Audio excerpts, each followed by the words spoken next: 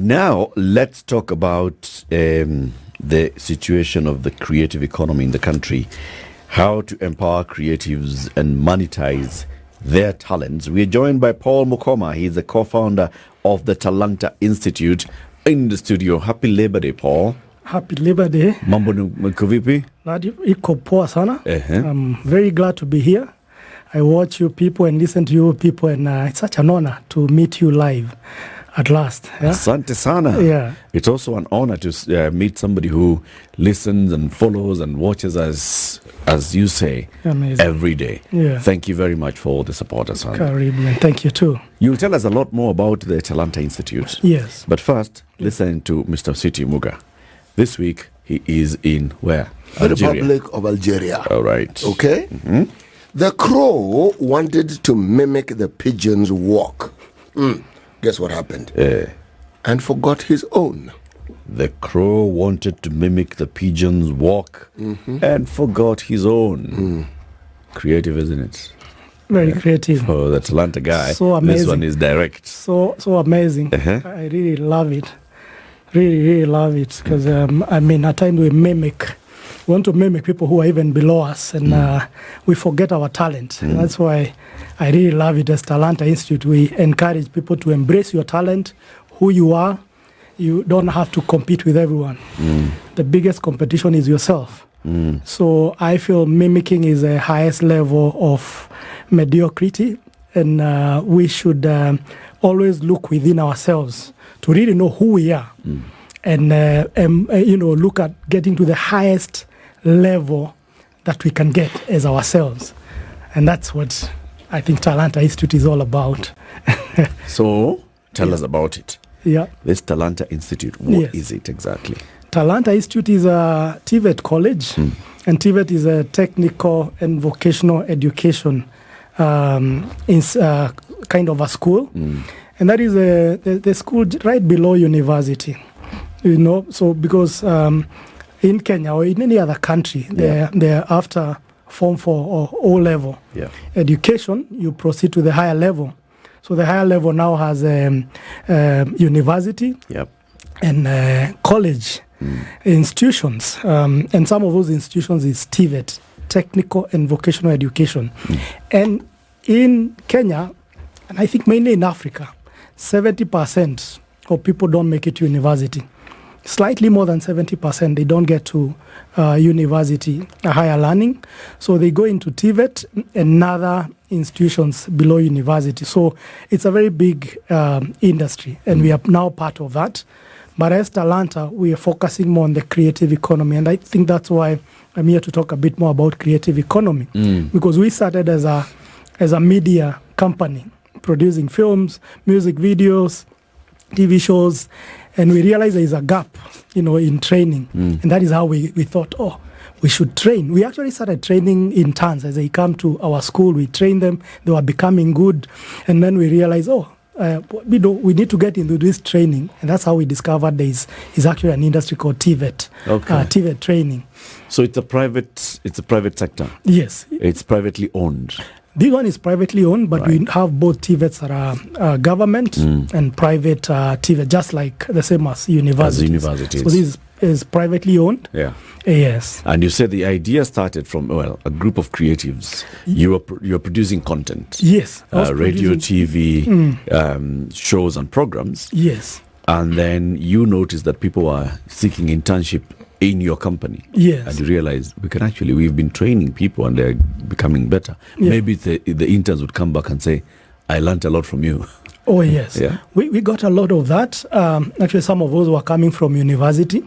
They have done a media course, either film or journalism and communication courses. So when they come now, you realize university, they have done a lot of theory. When they come to us, we can now teach them how to operate that camera. Actually, we ended up training lecturers in universities. I wouldn't say which one, but we have trained a couple of lecturers because they lecture but sometimes they can't do what they lecture. Yeah. So they come and we teach them, how do you operate that camera? How do you do the film that you've been teaching about? So we actually realized, well, we have something here. And the people we trained, actually, some of them became our best competitors because we were not only training them the technical skills on how to do it, but also the entrepreneurial skills. And some of these things they were learning on the job, almost by default, because they will look at how you're running your company. That time there was this buzz of music videos. DVDs were selling, VCDs and all that. We did one big song that was called Kunadawa those days. And it went viral. But those days we didn't have the viral of internet. It went viral on analog. The DVDs were selling in so many copies, being pirated and all that. And that is how now, through these interns, we discovered that knack or that gap in the technical training, practical hands-on training. Again, just to understand you, where are you based? We are based along Thika Road. One of our campuses along Thika Road. We have one in Dagoretti area where we have partnered with AMREF. And now we're actually starting one right here at the Standard Group. We have partnered with Standard Group to do what we are calling the Standard-Talanta Academy.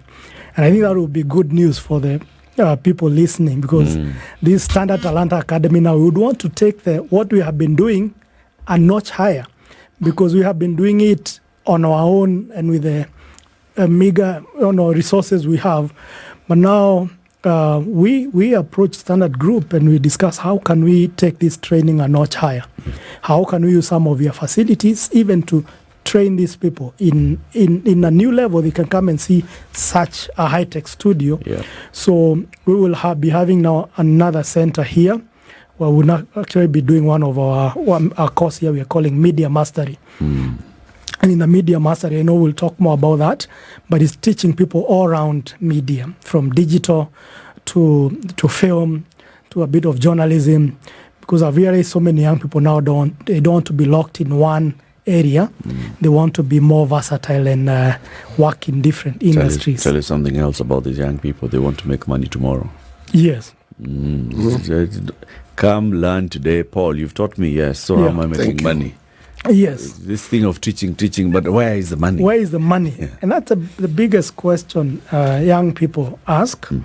And I remember even when I wanted to go to college, that is a question I asked, because I was hustling somewhere in the village and I wanted to make some money. It was tough. I was doing matatu business. The matatu was grounded.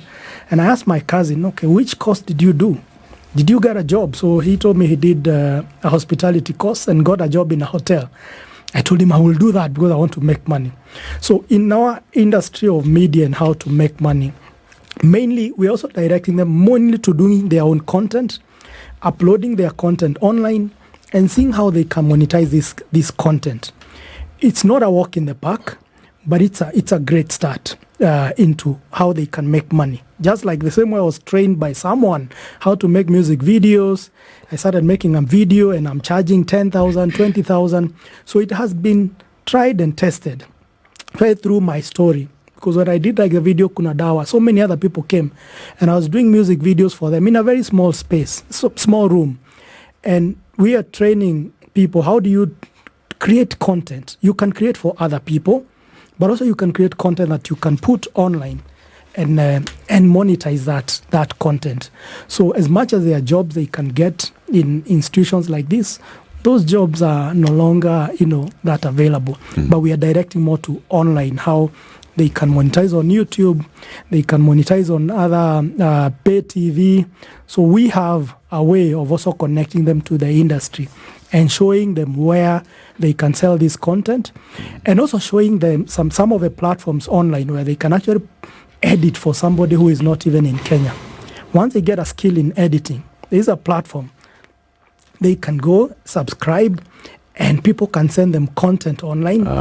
They edit, send back, and they make some money. Some money computer. That actually it's working, even in our industry. Dollar kwa mfuko. Yes.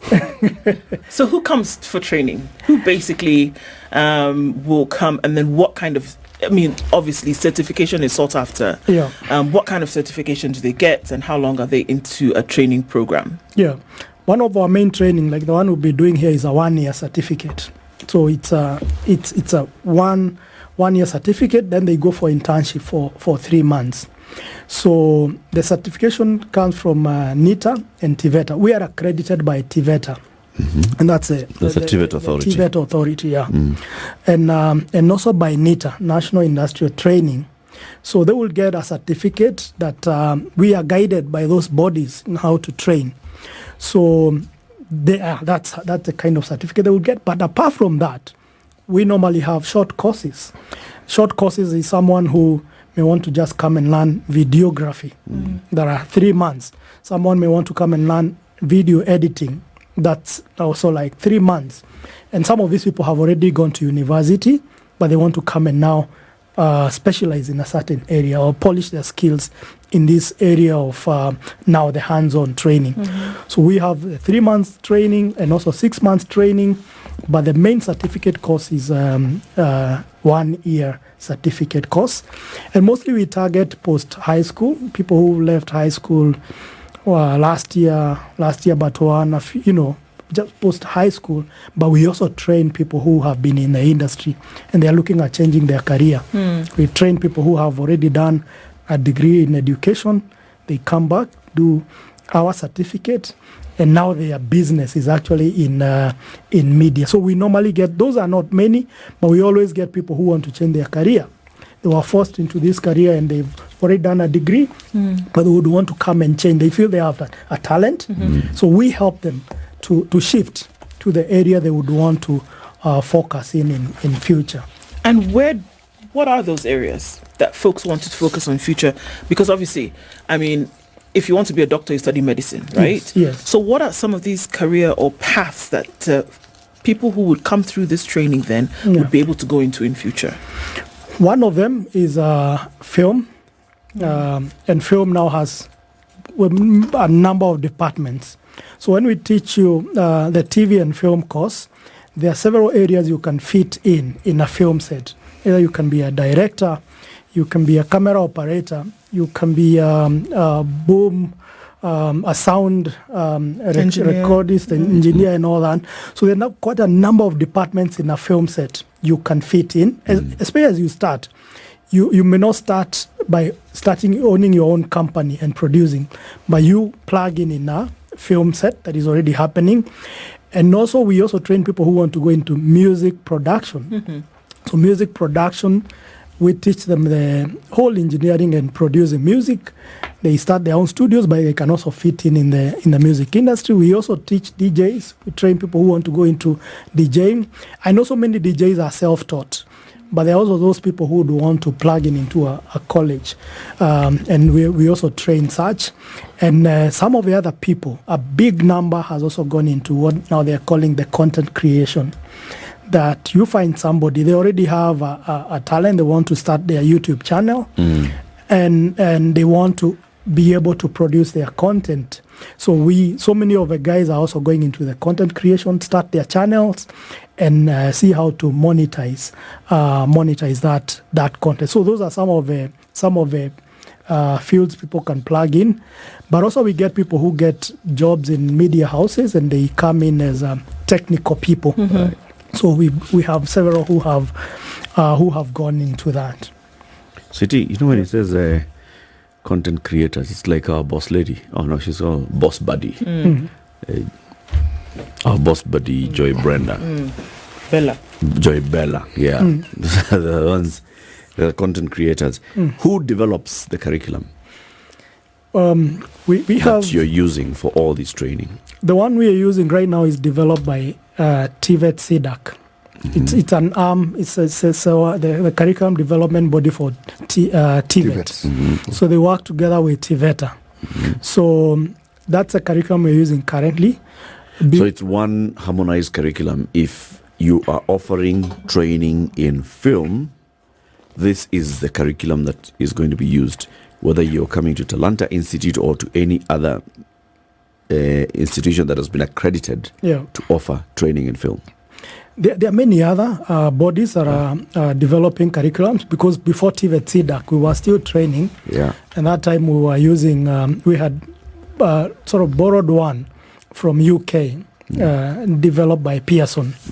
Okay, so there are quite a number. There is Pearson, there is Highfield, there is, NEC has developed in some areas like journalism. So it's not just one. It's only that when we got accredited by TVETA, we were guided to use the one done by TVET CDAC. But then you realize we also have to fuse in the emerging areas. You find at time we take long to review curriculums and all that. So as a school, you also have to now look at what are the emerging areas that you can train that may not be in the curriculum. So there are many other bodies that have developed curriculums, and some schools may choose certain bodies, because also we have schools that are... But no. The question here is, that curriculum, is it harmonized? I mean, if you have all these institutions teaching and they have their own curriculum, how then can you say that if someone has been trained in a specific field, that they meet the required standards? See, because if we are talking about the institutions in this country that actually accredit colleges like the one that you are in now, they are an accrediting body. Now, imagine there were 10 other bodies that accredit. The question would still be asked. Do they harmonize what it is that they accredit? So again, with the curriculum.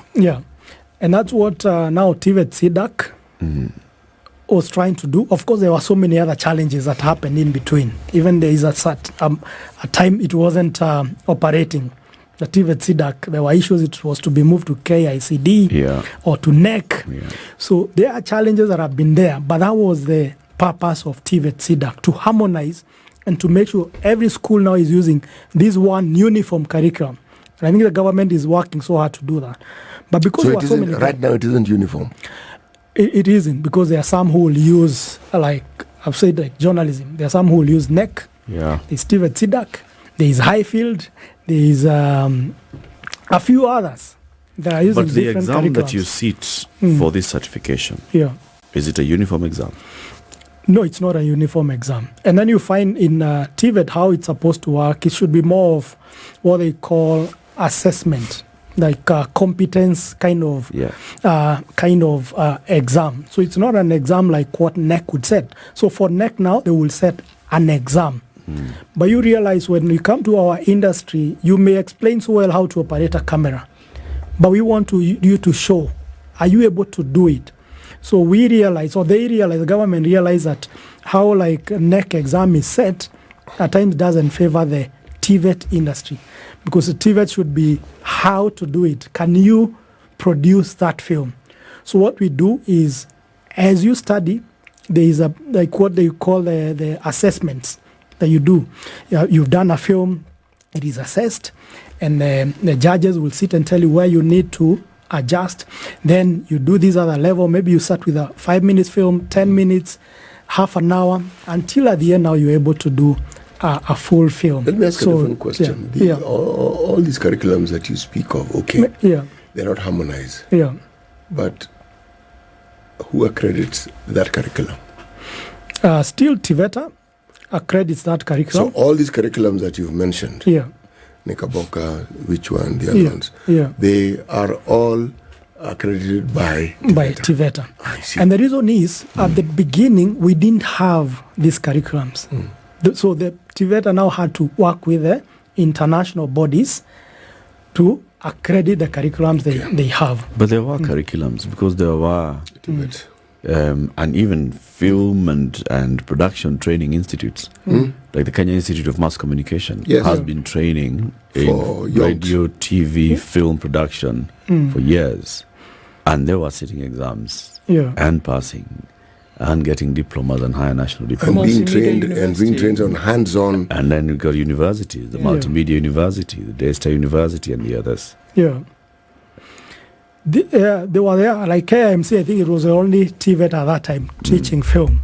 Because now we wanted to differentiate how film is from below university now. So I think KIMC was doing that, but it was self-developed, but it wasn't like a public curriculum yet. You know, there's a misnomer we have in this country, assuming that university education is at the peak of learning. It isn't. It's just one of the avenues that people follow to learn. And there's the assumption that when one goes to a TVET, it's a lower form. It is not a lower form. No. There are countries that have actually developed their entire economic being through TVETs. TVETs, yeah. Yes. You have academic options, yes. Yeah. See, it's just an option that exists. You're right. Now, the partnership you say you have with Standard. Yeah. How's that supposed to work? How it's supposed to work is Standard. There are people here who are already practicing media, and they've been doing it. And there is equipment and all that, because one of the thing with TVET, you need the equipment and the studios and all that for people to use. Okay. So we are supposed to work with some of the facilities at Standard and some of the people who are already in the industry. They're already doing it. Training, coming and giving the masterclass in that. That as much as we'll have our trainers, we can also have somebody who's already here, who's already working at Standard, coming now to tell them in the industry this is how it works, because they realize what maybe they do in uni and all that. There are so many gaps when they come now to the industry. So we want to fuse the industry and now the school, where now we can also work with some of the people who are already here, who are practicing, who are veterans, and they have gathered a lot of knowledge along the way. How do we impact this knowledge? Because I think the biggest gap we've had is that knowledge gap. And much of the learning we learn, I think, is after university. When you come and sit here and work in the radio, you learn a lot more on the job than what you did in school. So we want to see now, some of these things we learn on the job, some of these skills we pick. How can we help impart in these students in a way for them, their journey can be shorter between when they leave. At least they are not living green, they are living at a higher level.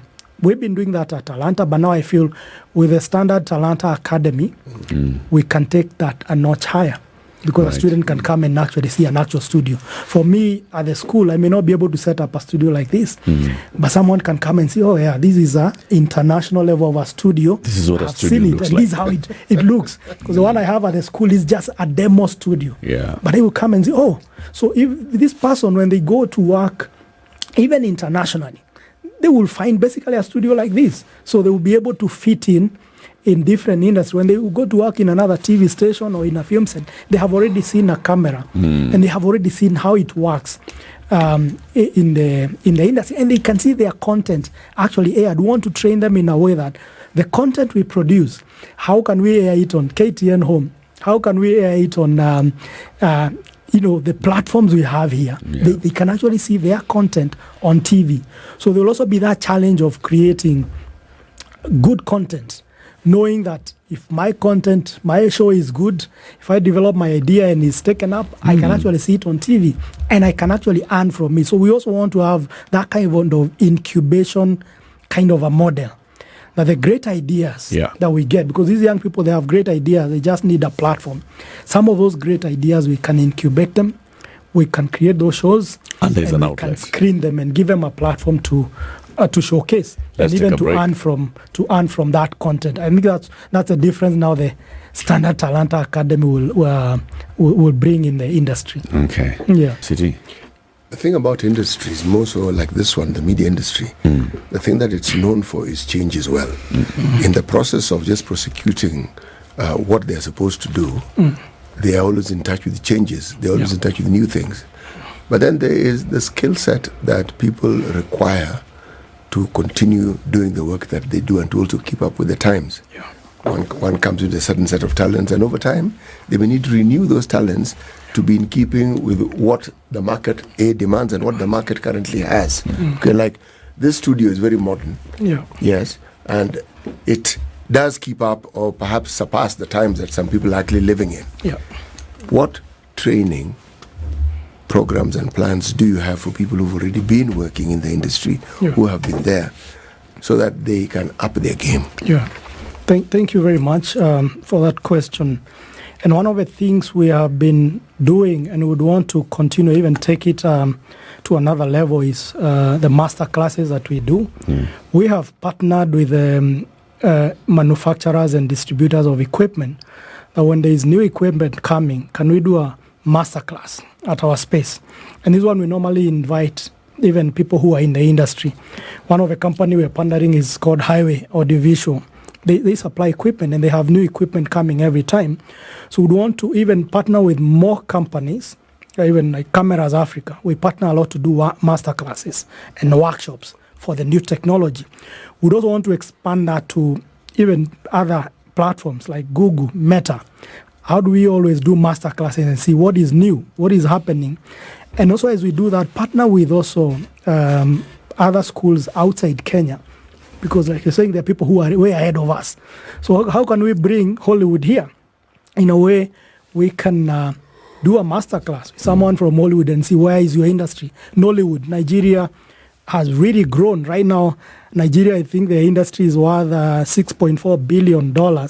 The film, just the film industry. So we'd want to work with more stakeholders, do masterclasses and workshops. Like you said, the people in the industry may not need to come and sit in a class for long, but a one-day crash course or 1 week masterclass can change and can update the skills to the current state or to where we are. We talk about content production. Yes. What we're doing now is content production, but yes. If let's say we talk about film and you've trained people in film and we have people who actually that's how they apply their trade. Now, what is it that stops the academy, or is it part of the plan from actually being a production unit for the film industry, a production unit for whatever else this industry has, so that somebody wants to make a movie, you come here? Yeah, thank you. Wow, that's amazing. And the good thing, we're already a production house. Yes. One of our production has actually run on KTN Home. We did the first ever Maasai telenovela called Nanyorai. And it ran for 1 year on KTN Home. And what we realized, some of the actors are our students and the crew. And we worked with our people from our school to do that. So that's something we'd want to take a notch higher. So it's something we've already done. We did a comedy show called Central Comedy. That was on a different platform. We have already done so many pilots with our students and short films. And we are looking at how now can we develop this to a full show. So that's something already we are doing. And the good thing is one of them has actually been televised in KTN Home for a whole year. If you look on the archives, you will see Nanyorai, first ever Maasai telenovela, and would want to get into that game and do more. We've seen even now people are copying that. The platform are already copied that and they're trying to do the same. But we were actually the pioneers. And as Talanta would want to pioneer more African content, more Kenyan content, go to Maasai, do that. Go to Kisumu, do a series from there that shows the culture and all that, another different area. So yeah, we need, but would still want to do it in a bigger way. And I think we will see this because we'll actually use our platform here to showcase some of that content that we will be doing. Yeah.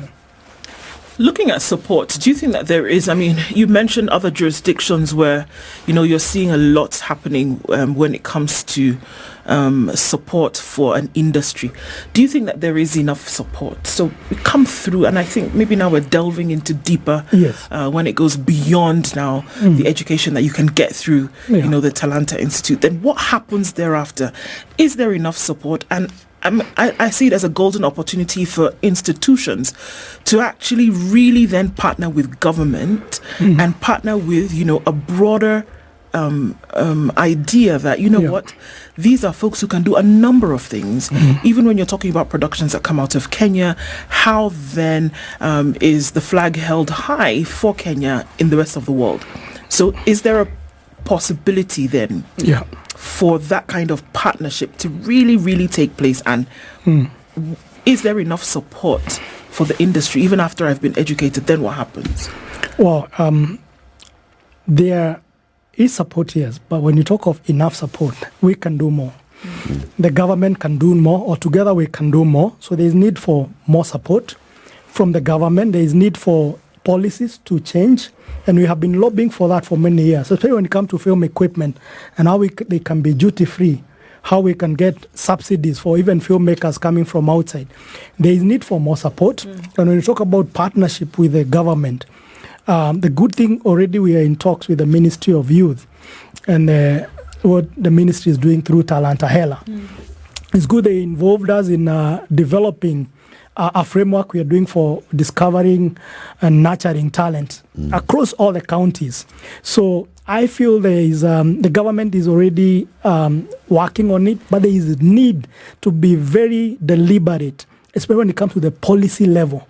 How do we develop policies that will support creative economy? Because creative economy can actually support every other sector of the economy. So there is need to do more, and this will call for the partnership, like you have said, between the private-public partnership, where more stakeholders can come support the government, and to do this.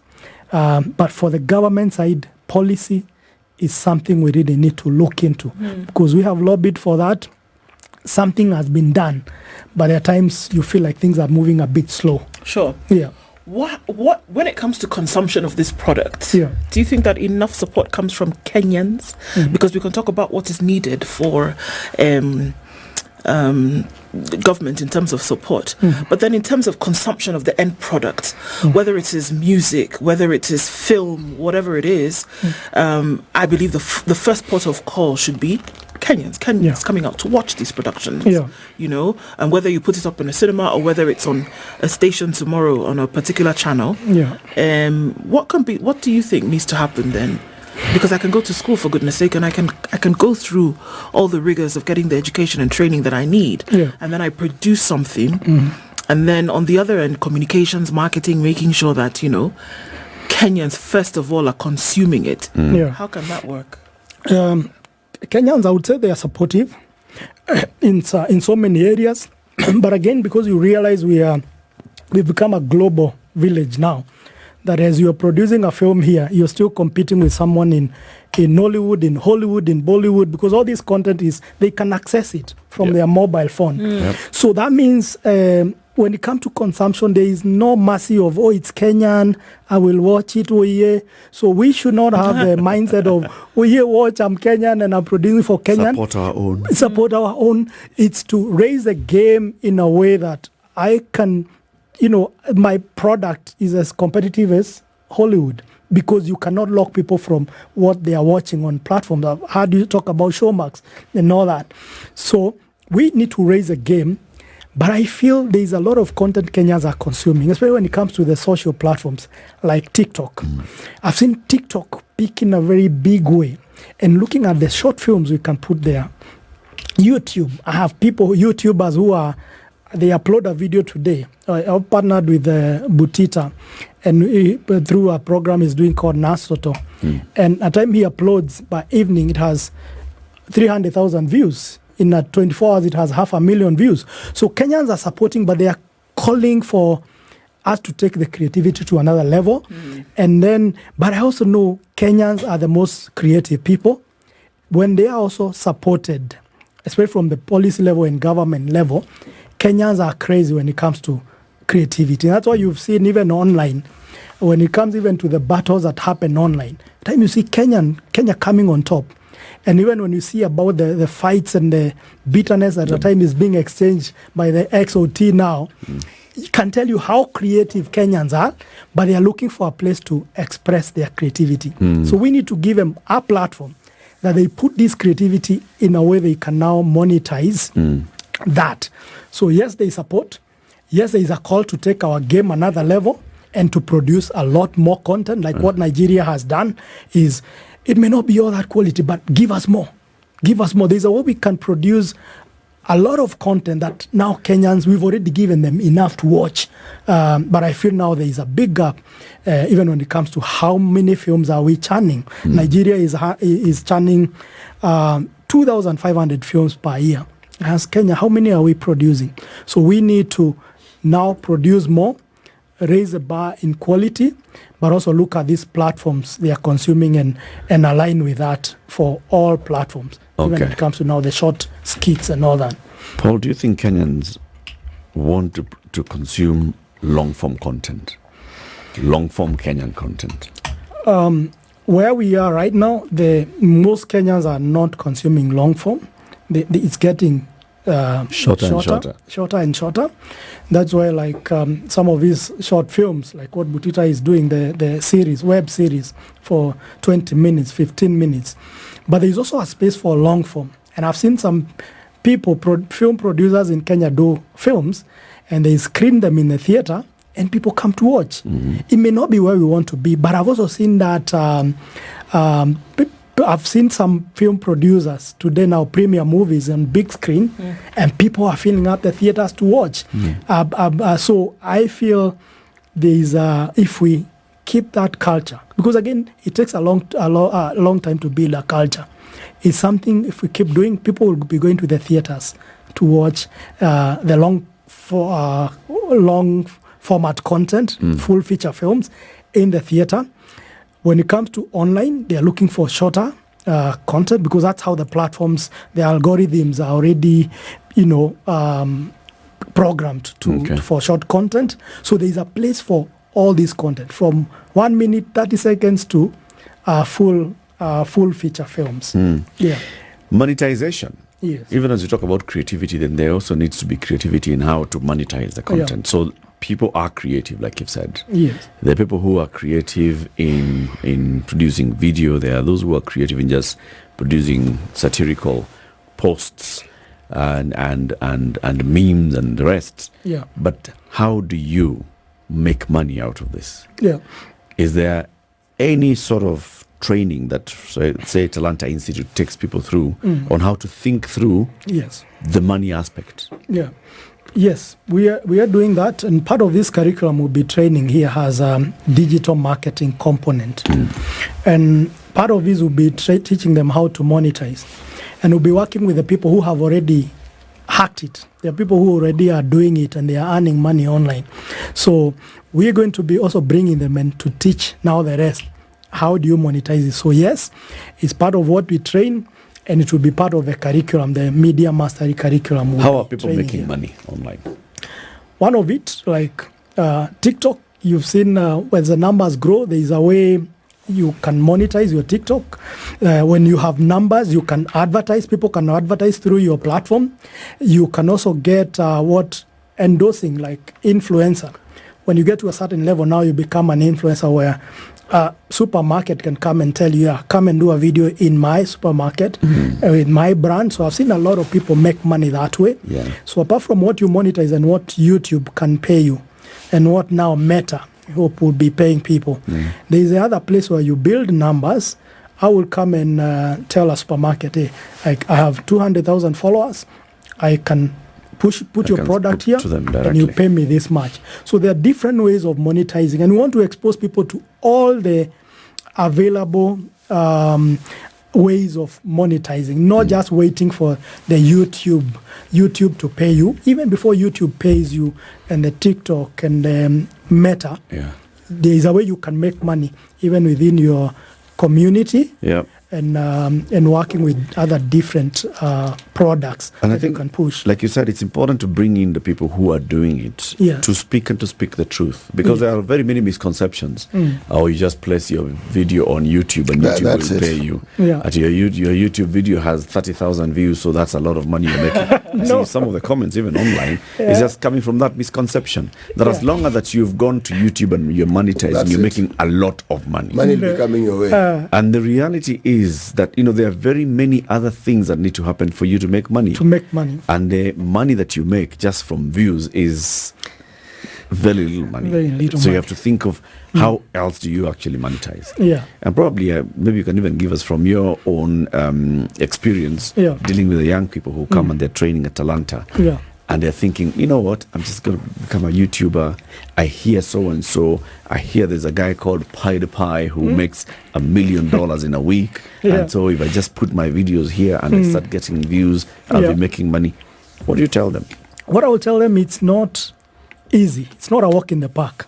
First is to know even how YouTubers are paid in Kenya is not how they are paid in other countries.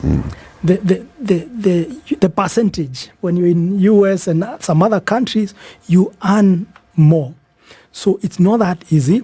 You need millions of views to be able to make money, and it's really not a lot. So it's to look at, yes, I have these followers. How do I monetize eyeball? Just like a media house like this, we are giving this content for free.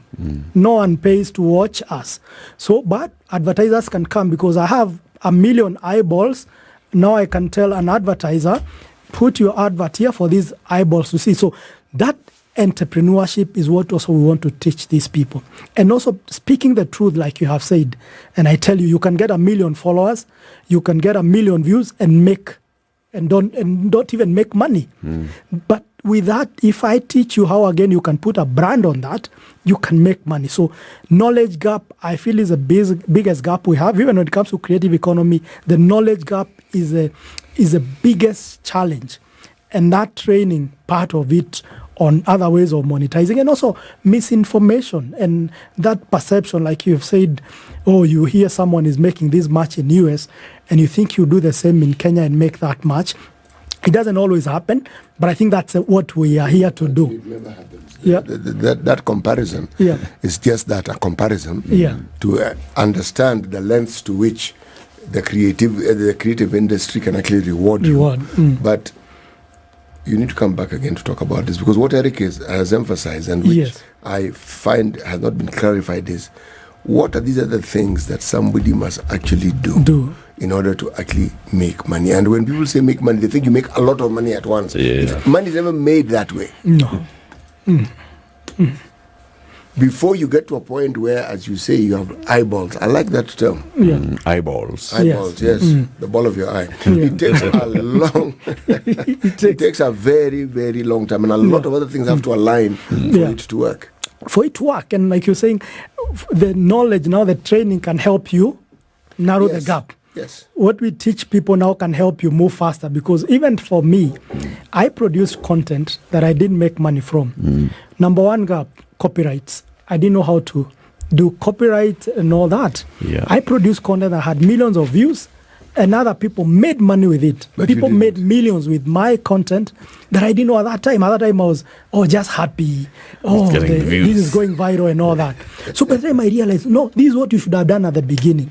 And if you monetize today, 10 years after, you don't earn from all the views that were before you. Your account was monetized. So, and then a few other things I would have done would have made that gap narrower. So even for me, for many years, I didn't make money. Okay, I don't even think I'm making money yet online. But as a person, but I had tried, and we have worked with people who are already making money. So this knowledge and the training we do, and the people we will work with, because we will work with people who are already doing it, will actually now help people narrow the gap. And I agree with you, it's a conversation we can have actually that can help, can give more information that can help people now narrow that gap. Thank you very much. The Talanta Institute, the Standard-Talanta Academy, that's what we're discussing with Paul Mukoma. He's the co-founder of the Talanta Institute. So how does one apply to Talanta? Talanta, you go online, www.sta, STA is a Standard-Talanta Academy, .talanta.ac.ke.